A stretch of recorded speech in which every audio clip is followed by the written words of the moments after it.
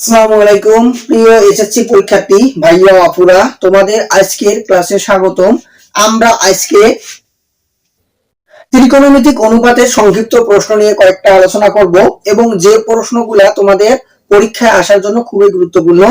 আর আমি আগেই বলছিলাম এগুলো হচ্ছে চ্যালেঞ্জ ভিডিও, এবং আমার যে ভিডিও আমি যে টাইপের সংক্ষিপ্ত প্রশ্নগুলো তোমাদের প্রতিনিয়ত দেওয়ার চেষ্টা করছি, এখান থেকে যদি তোমাদের ত্রিকোণমিতিক অনুপাত থেকে সংক্ষিপ্ত প্রশ্ন আসে, আমি যে টাইপের প্রশ্নগুলো করাচ্ছি এর বাইরে থেকে আসলে তোমাদের পরীক্ষায় আসার কখনো কোনো সম্ভাবনা নেই। তো সেই জন্য বলতেছি তোমাদের জন্য কিন্তু আমার এই ক্লাসের ভিডিওগুলো অনেক গুরুত্বপূর্ণ।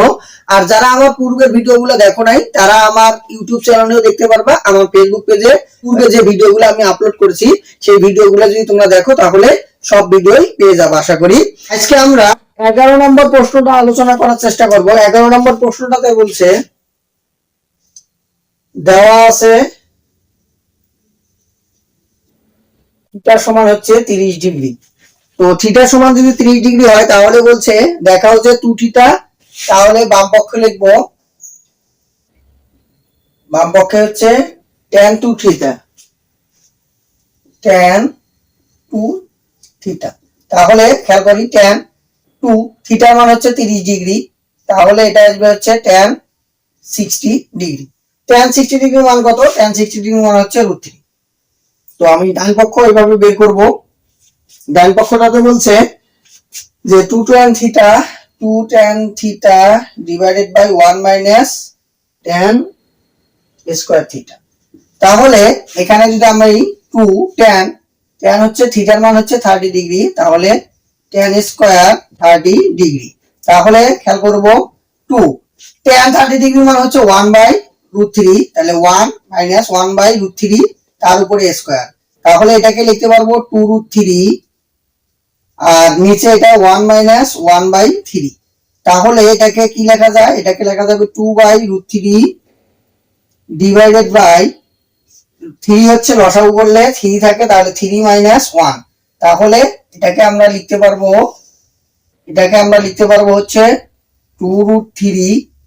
এটা কি অবস্থা আছে? ভাগ আছে, উল্টে গেলে গুণন হয়ে যায়, তাহলে লিখতে পারবো 3, নিচে লিখতে পারবো হচ্ছে 2। এটা কাটা যায়, আর এই 3 দিয়ে যদি আমি √3 দিয়ে একটা 3 কে কাটি আর একটা কি থাকে? √3 থাকে। কারণ আমরা জানি দুটা √3 কে যদি আমরা গুণন করি তাহলে একটা 3 পাওয়া যায়। তাহলে এটার মান আসছে কি? √3। তো এই বাম পক্ষ √3 এবং ডান পক্ষ যেহেতু আমাদের √3 বের হলো, যার কারণে এটা এইভাবে করে আমরা প্রমাণ করতে পারবো। এরপর যদি আমরা 12 নম্বর প্রশ্নটাতে আসি, 12 নম্বর প্রশ্নটাতে বলছে যে এখানে একবারই মান বের করতে বলছে 1 minus tan square 60 degree divided by 1 plus tan square 60 degree, 1 plus tan square 60 degree plus sin square 60 degree. তো খেয়াল করব এখানে 1 ই থাকবে। tan 60 ডিগ্রি মান কত? tan 60 ডিগ্রি মান আমরা জানি √3, তাহলে √3 এর উপরে স্কয়ার 1 প্লাস √3 এর উপরে স্কয়ার। tan 60 ডিগ্রি মান sin 60 ডিগ্রি মান হচ্ছে √3/2, সেই √3/2 এর উপরে স্কয়ার। তাহলে এখানে কি থাকবে? এখানে থাকতেছে 1 মাইনাস 3, আর এখানে থাকতেছে 1 প্লাস 3, আর এটা থাকতেছে √3 এর উপরে স্কয়ার দিলে 3 আর 2 এর উপরে স্কয়ার দিলে 4। বাদ দেওয়ার ক্ষেত্রে এখানে বড়টার সামনে মাইনাস আছে, তাহলে এটা आंसर হবে হচ্ছে -2, আর এখানে হবে হচ্ছে 4। এরপরে আসবে হচ্ছে 3/4, লসাগু করলে কি হবে? 4, তাহলে -2 আর হচ্ছে 3। এখন যদি আমরা বাদ দেই তাহলে বড়টার সামনে যে চিহ্ন থাকে সেটাই হয়, তাহলে উপরে হবে 1, নিচে হবে 4। এটাই হচ্ছে আমাদের आंसर। এভাবে করে আমরা 12 নম্বর প্রশ্নের খুব সহজে आंसर বের করতে পারবো। এরপর 13 নম্বর যে প্রশ্নটা দেওয়া আছে সেটা যদি আমরা বের করতে চাই, এটা খুবই গুরুত্বপূর্ণ তোমাদের জন্য। প্রশ্নটা এখানে দেওয়া আছে যে cos a minus sin a divided by cos a plus sin a সমান দেওয়া আছে কি 1 minus √3, নিচে দেওয়া আছে 1 plus √3। তো এই ধরনের যদি অঙ্ক দেখো তোমরা ভালো করে একটু খেয়াল করো, এই অঙ্কটা যে উপরে এবং নিচে প্রায় সেম জিনিসই আছে, কিন্তু একটাতে প্লাস দেওয়া আছে একটাতে মাইনাস দেওয়া আছে। এই ধরনের অঙ্ক করার সময় আমরা কি করব? যোজন বিয়োজন করব। কি করব? যোজন বিয়োজন করব। তাহলে আমাদের কাজ শেষ হয়ে যাবে। তো যোজন বিয়োজন যেন কিভাবে করে, যোজন বিয়োজন করার জন্য উপরেরটা আগে আমি উপরেও লিখবো নিচেও লিখবো, উপরের সংখ্যাটাকে উপরেও লিখবো নিচেও লিখবো। লেখার পরে যে কাজটা করব, নিচের সংখ্যাটাকে একবার যোগ করে দেব, নিচের সংখ্যাটাকে একবার যোগ করে দেব, একবার বিয়োগ করে দেব, তাহলে আমার কিন্তু কাজ শেষ। এটা কিন্তু আমরা অনেক ক্ষেত্রে ভুল কাজ করি, সেটা হচ্ছে এই জায়গায় মাইনাস করার সময় আবার আমরা উপরেরটাকে বসায় দিই, তাহলে কিন্তু হবে না। আমি আবারও লিখতেছি, ভালো করে একটু খেয়াল করো। উপরেরটাকে আগে আমরা উপরেও বসাবো নিচেও বসাবো, তাহলে আমাদের কাজটা করতে সহজ হবে। নিচেরটা একবার যোগ করে দেব আর একবার হচ্ছে বিয়োগ করে দেব, এটা হবে হচ্ছে যোজন বিয়োজন। তাহলে এখানে লিখবো যোজন বিয়োজন করে। আচ্ছা, এরপর খেয়াল করি, প্লাস যখন হয় তখন কিন্তু ভিতরের চিহ্নের কোনো পরিবর্তন হয় না, তাহলে আমি লিখবো cos a minus sin a plus cos a plus sin a। কিন্তু নিচের ক্ষেত্রে এখানে মাইনাস আছে, মাইনাসের জন্য ভিতরের চিহ্নের কি হয়ে যাবে, পরিবর্তন হবে। এই যে এখানে প্লাস আছে তাহলে হবে হচ্ছে মাইনাস, এখানে প্লাস আছে হবে হচ্ছে মাইনাস। আবার উপরের ক্ষেত্রে যেহেতু প্লাস, কোনো চিহ্নের পরিবর্তন হবে না, যেভাবে আছে সেইভাবেই বসবে। কিন্তু নিচে মাইনাস আছে, মাইনাস থাকার কারণে ভিতরের চিহ্নের পরিবর্তন হয়ে যাবে। তাহলে একটু খেয়াল করি, এখানে সাইনের সামনে মাইনাস, এখানে সাইনের সামনে প্লাস, তাহলে এটা কাটা। এখানে খেয়াল করো, এখানে দেখো কসের সামনে প্লাস, এই কসের সামনে মাইনাস, তাহলে উপরে থাকতেছে কি, উপরে থাকতেছে হচ্ছে আমার 2 cos a, নিচে কি থাকতেছে দেখো, যেহেতু চিহ্ন এক, চিহ্ন এক হলে সংখ্যাগুলো কি হয়, যোগ হয়, তা এবং যে চিহ্নটা থেকে সেই চিহ্নই বসাতে হয়। তাহলে লিখবো -2 sin a, আর এই পাশে এই মাইনাস প্লাস কাটা, এই মাইনাস প্লাস কাটা, তাহলে থাকতেছে হচ্ছে, খেয়াল করে দেখো এখানেও -√3, এখানেও -√3, তাহলে উপরে থাকতেছে হচ্ছে 2, নিচে থাকতেছে হচ্ছে 2√3।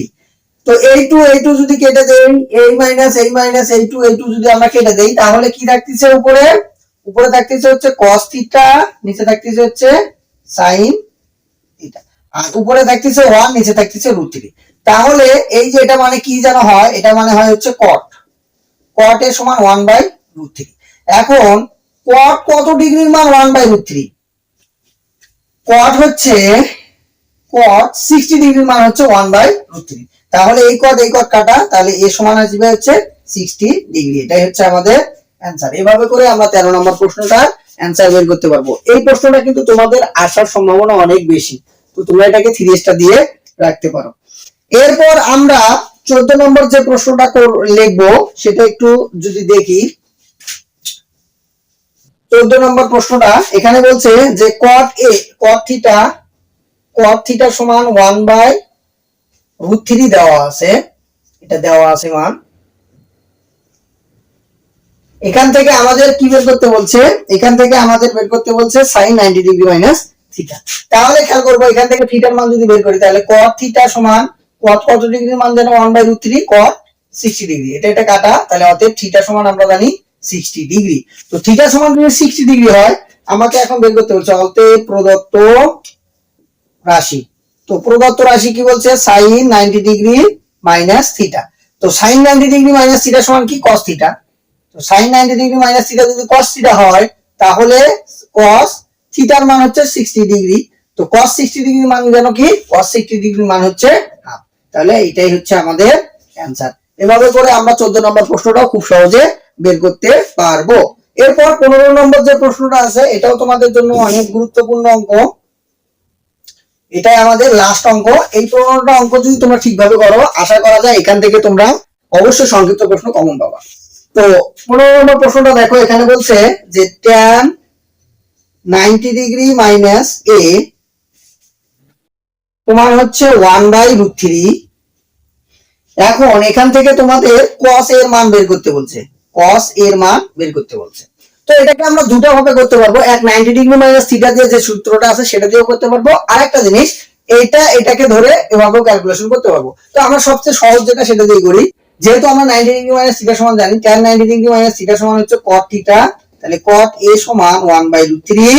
তাহলে cot কত ডিগ্রি মান, 1/√3। তো cot 60 ডিগ্রির মান হচ্ছে 1/√3। তাহলে এই cot কাটা, অতএব a সমান হচ্ছে 60 ডিগ্রি। আমাকে কি বের করতে বলছে, cos a, তাহলে আমি লিখবো অতএব প্রদত্ত রাশি নিচে লিখি, অতএব প্রদত্ত রাশি কি বলছে cos a, তাহলে cos 60 ডিগ্রি, cos 60 ডিগ্রি মান কত হাফ। তাহলে এভাবে করে আমরা 15 নম্বর প্রশ্নটারও অ্যান্সার বের করতে পারবো। আশা করা যায় আমার এই ভিডিওটা থেকে তোমরা অনেক উপকৃত হবা, আর এই ধরনের ভিডিও পেতে অবশ্যই আমার পাশেই থাকবা। আমি নেক্সট ভিডিওগুলো দেওয়ার চেষ্টা করব, যেহেতু আমাদের ত্রিকোণমিতি অধ্যায়টা শেষ, আমরা এখন অনুপাত সমানুপাত অধ্যায়টা দেওয়ার চেষ্টা করবো ইনশাআল্লাহ।